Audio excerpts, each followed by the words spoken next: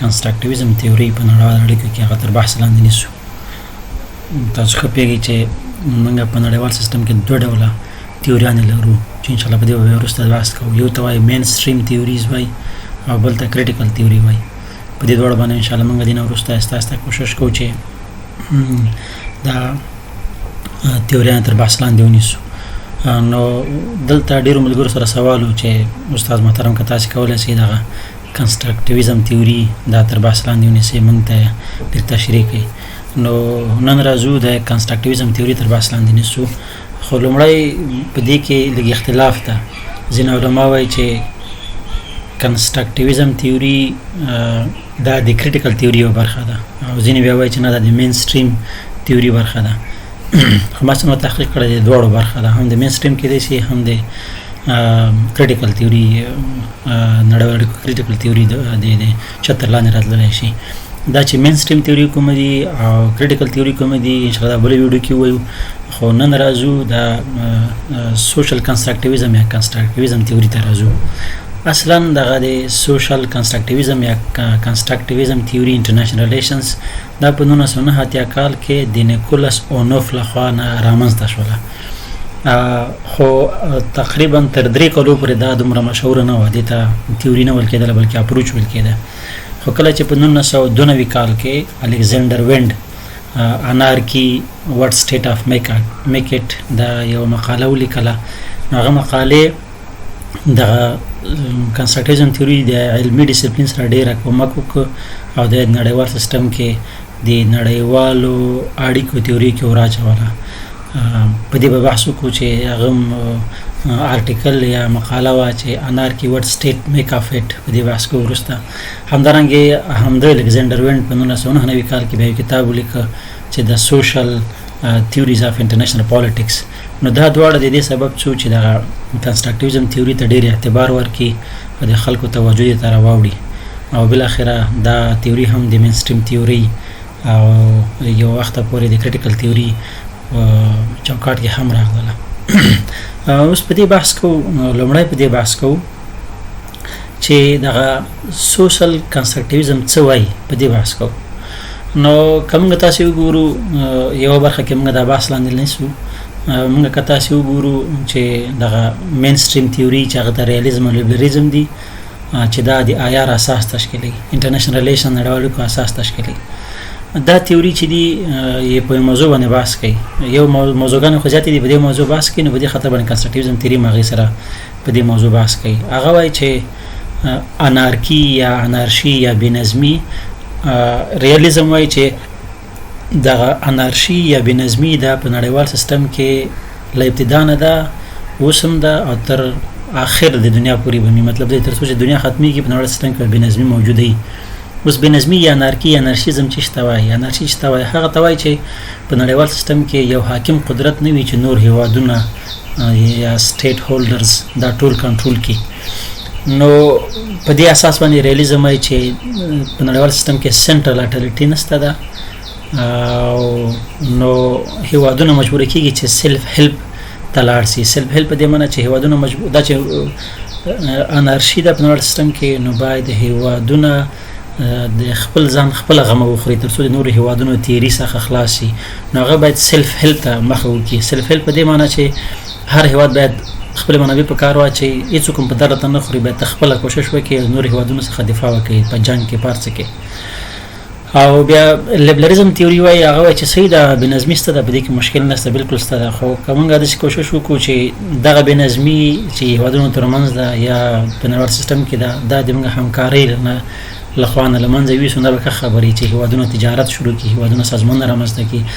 همدارنګې په هر هیواد کې دوی وایي چې د ډیموکراسي نظام رامنځته شي. البته دا د غرب له نظره دوی بحث کوي. نو هر هیوادونه چې دا رقم نظامونه رامنځته کوي بیا جنګ نه کېږي. نو بالاخره آهسته آهسته انټرډیپنډنسي تیوري دې ته وایي، دې ته آهسته آهسته بیا هیوادونه بل باندې تکیه کېږي اقتصادي برخه کې او انارشي او بېنظمي له منځه ځي. نو سوشل کنسټرکټیویزم وایي دی وایي چې نه داسې نه ده، بېنظمي به شتون ولري، بالکل صحیح ده، وی لري، دا لري. خو دلته ستونزه دا ده چې دغه بېنظمي چې په نړیوال سیستم کې ده دا د هیوادونو دې ته نه مجبوره کوي چې هیواد یو عکس العمل وښیي. دی وایي چې دغه هیوادونه خپله د دې سبب ګرځي تر څو بېنظمي رامنځته کړي. یعنې د هیوادونو کړنې چې دي د دې سبب کېږي تر څو په نړیوال سیستم کې بېنظمي رامنځته سي. په څه معنا؟ په دې معنا دی وایي چې دغه انارکي یا انارشي موږ په دوه برخو ویشو. یو وایي چې انارکي اف فرینډز او بل وایي انارکي اف انیمیز. انارکي اف فرینډ په دې معنا چې څه په نړیوال سیستم کې بېنظمي شته ده، خو ځینې هیوادونه داسې دي چې یو بل هیواد سره ملګرتیا پالي په داسې یو سیستم کې چې هلته بېنظمي ده، نو دغه د هیوادونو برخورد د بل هیواد سره هغه وي په حساب د ملګرتیا ماحولي، نو یو بل ته خطر نه جوړیږي. نو او بل دا چې انارکي اف دا به مثال کې وروسته واضح کو. بل وایي چې انارکي اف انیمیز د دښمنانو یا دښمنانو ترمنځ بېنظمي چې دا ډېره خطرناکه ده. په دې معنا چې هیوادونه یو بل د دښمن په سترګه ګوري، نو په دې حالت کې بیا هیوادونه مجبوره کېږي چې یو بل څخه عکس العمل وښیي. مثلا دوی وایي چې اوس تاسو وګورئ امریکا ده، نو د برخورد د کاناډا سره یو رقم ده، د شمالي کوریا او ایران سره بل رقم ده. په دې معنا دوی وایي چې دغه هیوادونه دي چې له ځانه برخورد ښیي او په نړیوال سیستم کې بېنظمي رامنځته کوي. مثلا اوس دوی وایي چې ایران وایي که چیرې شمالي کوریا یا مثلا د امریکا له نظره که چیرې وایي کاناډا 500 اتوم بم ولري، نو د امریکا لپاره کوم خطر نه ده، ځکه نه ده چې امریکا د انډیوالي یا د دوستۍ لاس کاناډا ته ورکړی ده، له هغه نه ویره نه لري. دې ته وایي انارکي اف فرینډ.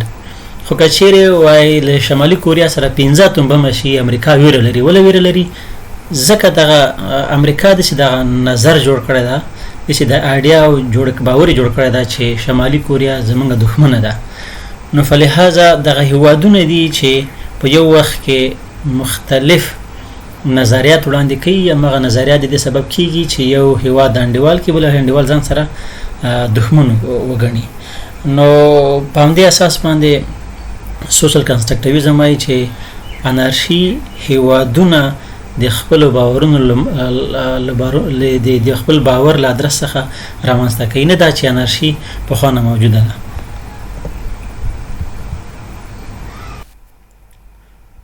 نو د ریالیزم او د کنسټرکټیویزم ترمنځ توپیر دا چې ریالیزم انارشي د مادیاتو پایله بولي، په دې معنی چې هر هیواد کوشش کوي اتوم بم جوړ کړي، نظامی تجهیزات زیات کړي، همدا د دې وجه کېږي چې په نړیوال سیستم کې بېنظمي رامنځته شي.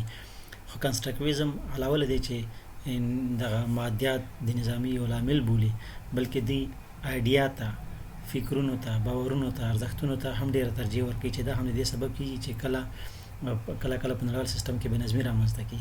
مثلا یو هیواد د ډیموکرات ده، بل هیواد سوشالیست یا کمونیست ده، د دې دواړو ترمنځ نظریاتو ټکر ده، نو دا ټکر دې سبب کېږي چې یو بل سره جنګ وکړي. همدارنګه اسلام ده، اسلامي هیوادونه دي، هندو هیوادونه دي، یا یو ته د دښمن په سترګه ګوري، بل ته د دوست په سترګه ګوري.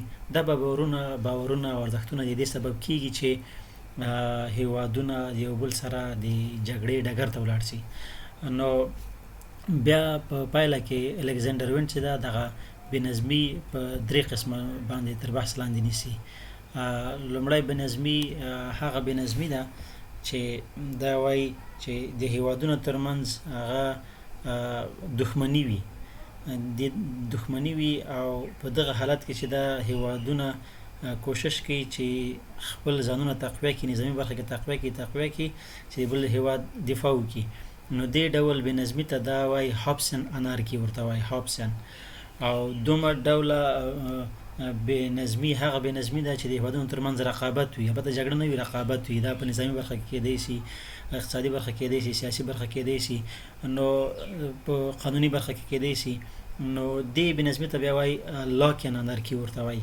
او بالاخره دریم ډول بېنظمي هغه بېنظمي کېدی شي چې هغه هیوادونه چې دي یو بل سره د همکاري او د انډیوالي سیستم رامنځته کوي. نو په دې حالت کې چې دا بیا د کانتین انارکي دی ته وایي. نو هیله ده چې تاسو په دې کنسټرکټیویزم تیوري باندې یو حد بر پوه شوي یاست. نو خلاصه یې دا ده چې کنسټرکټیویزم تیوري علاوه له دې چې په مادیاتو باندې بحث کوي بلکې دی په فکرونو باورونو باندې هم بحث کوي. نو کله کله دی وایي چې د انسانان دي یا هم د هیوادونه دي چې یو شي ته ارزښت ورکوي او هغه د دې سبب کیږي چې په ټولنه کې هغه ارزښت پیدا کړي. مثلا دی وایي چې تاسو که وګورئ مختلف کاغذونه په ټولنه کې دي خو یو کاغذ ته دی انسانان دي چې ارزښت ورکوي پیسه ده.